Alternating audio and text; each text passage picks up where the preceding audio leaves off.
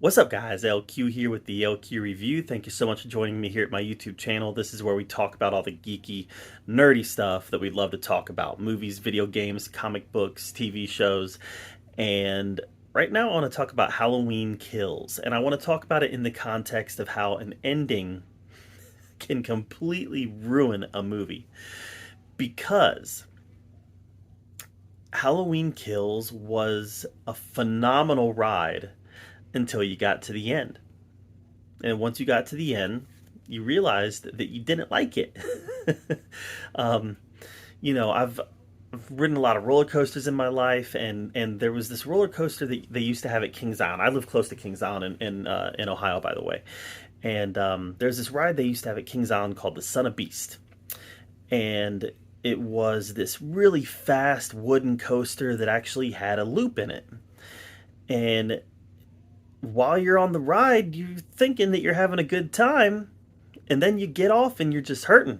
Like your whole like this. Even when I was a teenager, in my 20s and late teens, I was still hurting. I can't imagine riding it now when I'm 40. But you get off and you're just hurting, and you're like, wow, that was not fun. That was supposed to be fun. It felt fun while I was on it, and then I realized it wasn't fun afterwards. That's kind of like Halloween Kills for me. I enjoyed the movie, and then at the end, it just all unraveled. It all unraveled for me. I and that's because of the world that they've already established. So Halloween Kills is technically in this new timeline. It's the third film in this new Halloween timeline. You have Halloween 1978, right? 1978. And then you had Halloween 2018, and then Halloween Kills. Halloween 1978 and Halloween 2018 were both very grounded movies. I mean, they're slasher movies, so obviously there's a certain level of fantasy to them. But in general, they felt very grounded in the real world. Even the way that Michael Myers was approached in the 2018 film, it still felt rather grounded. And then we get into this film, and it's the movie essentially starts out, and it's still it picks up where the 2018 movie left off, and it still feels like it's in that grounded reality. When he breaks out, kills the firefighters, that was a pretty cool scene. Enjoyed watching that. And then, but you're still like, all right, he didn't burn to death. So there was no fantastic supernatural way that he survived that. He got rescued by a firefighter, and that firefighter made a mistake. Whoopsie. And for much of this film, as the vigilante posse is gathering up to take out Michael Myers, and for whatever reason they decide to all split up, so they're easier to pick off, I guess. It's a grounded film, and then we get to the end. But before we get to the end, I want to talk about a couple more things as far as this movie is concerned. Laurie Strode, Jamie Lee Curtis. Jamie Lee Curtis is amazing, but the character was pretty wasted in this movie. It almost makes me wonder if they had planned on making a third and fourth movie when they made Halloween 2018.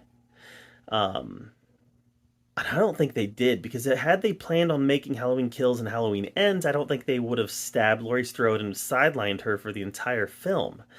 I also don't believe that they would have created such a definite ending for Michael at the end of that movie. Now, like I said, I bought the firefighters pulling him out, but it was still like, at the time, it was definitive.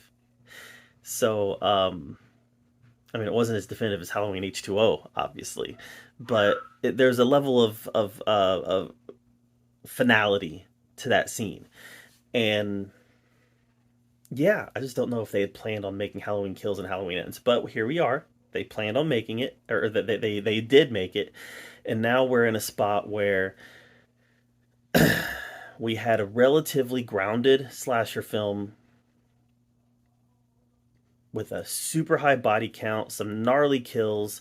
Like I said, so much of this movie really fit the mold of what I look for in a slasher film, until the end.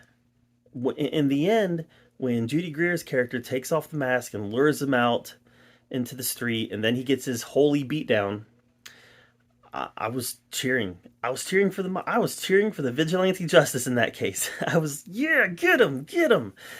And that initial attack was perfect. They all came in at the same time. They converged on Michael and they beat him down. Then Judy Greer stabs him in the back, and that's it. Until it's not it. And this is where things turned for me. And I remember when he was getting his beat down from the mob, I remember thinking, how are they gonna do part three? How's part three gonna happen? He's not getting up from this. How's part three gonna happen?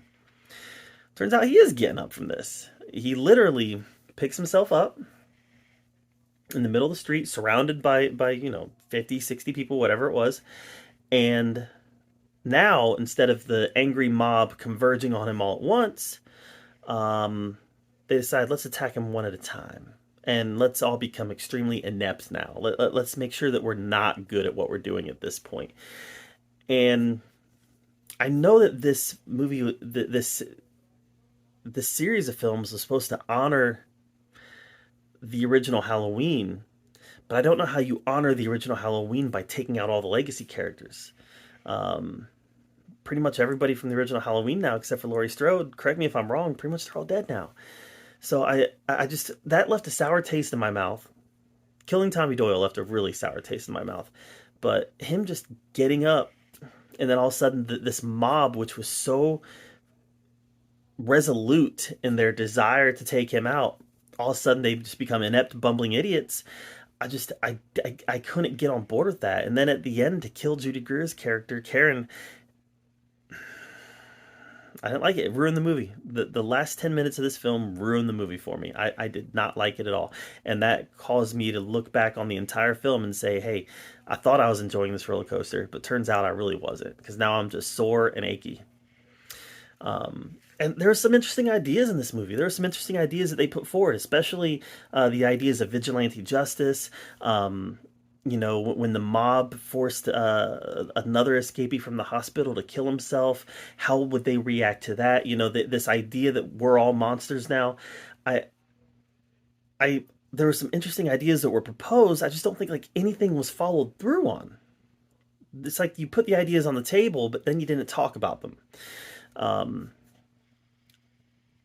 Like I said, the vast majority of this movie, I felt like I got what I wanted out of it, as far as just a Halloween slasher movie was concerned.